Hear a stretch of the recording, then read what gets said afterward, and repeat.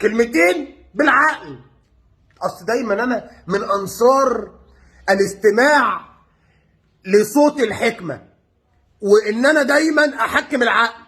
فخليني معاك في كلمتين بالعقل. امبارح اثناء مباراه الاهلي والمصري البورسعيدي والتي انتهت برباعيه على الرايق للنادي الاهلي، اذا بنا نرى في اخر ربع ساعه عربيه نص نقل محمله لعيبه واقفه على الخط. في ايه؟ انا قلت هم نازلين يتخانقوا مع لعيبه المصري، ولا نازلين مثلا ياخدوا الكوره، او ما حدش هيلعب كوره هنا. ببص لقيت مروان عطيه، قفشه، مين تاني؟ مروان عطيه وقفشه وكريم فؤاد وعبد القادر، وكان معاهم طبعا مدرس الفرنساوي طاير جيسويد الله ميزون. 5 واقفين على الخط. طب ايه ده؟ 5 هتنزل 5 مره واحده يا كولر؟ قال لك وقام ساحب 5 على الفرازه، تاو على ما اعرفش امام على مين على موديست على.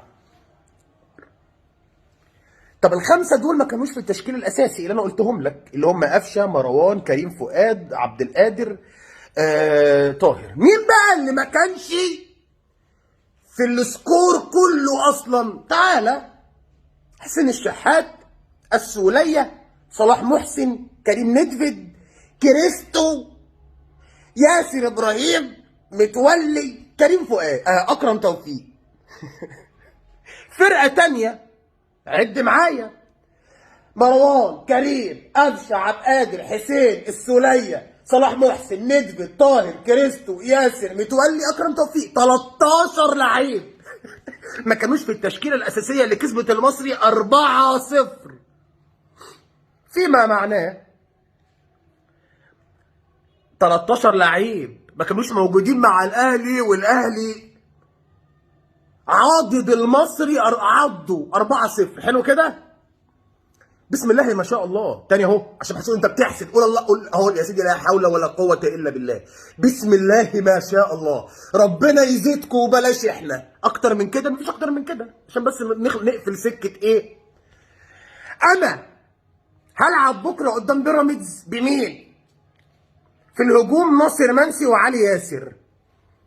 انا كده طالع رحله من اللي هي بتوع الرحله المدرسيه بتاعت زمان، اللي هي كانت ب 35 جنيه زمان. كان في رحلات انا اسال سؤال: انا دلوقتي عندي زيزو، فتوح، الجزيري، سامسون غايبين بكره. واحد يقول لي غايبين ليه؟ اقول لك: سامسون بيقول عايز فلوسه. فلوس يا سامسون؟ ده انت واكل بفلوسك، انت واكل بفلوسك بمرتبك، انت واكل بيه. ده رقم واحد. رقم 2: واحد يقول لي: امال فتوح وزيزو مالهم؟ اقول لك ما اعرفش عشان ما اظلمش حد، بس يعني تقريبا والله اعلم عندهم تمزق في المستحقات تقريبا بنسبه كبيره. يعني الجزيري ما اعرفش ماله، كان رافع علينا شكوى. فانا الوضع ضبابي. لما بقول لك الاهلي فيه 13 لعيب ما كانوش موجودين في الملعب وهم بيكسبوا المصري 4-0. تمام؟ اقارن انا السكواد الاساسي بتاعي بالاهلي، ولو كملت الموسم ده انا بهزر، ابقى انا بضحك على نفسي.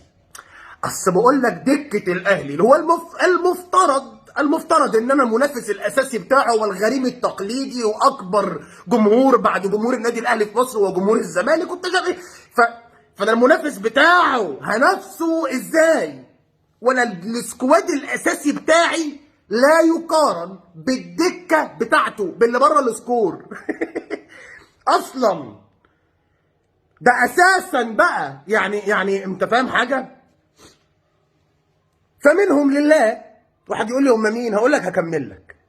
كان في لاعب في النادي الاهلي اسمه القندوسي، كان احد ابرز وافضل لاعبي الوسط في قاره افريقيا، وكان عليه خناقه بين الاهلي والزمالك، وظفر الاهلي بخدماته. الاهلي فاز بخدمات القندوسي.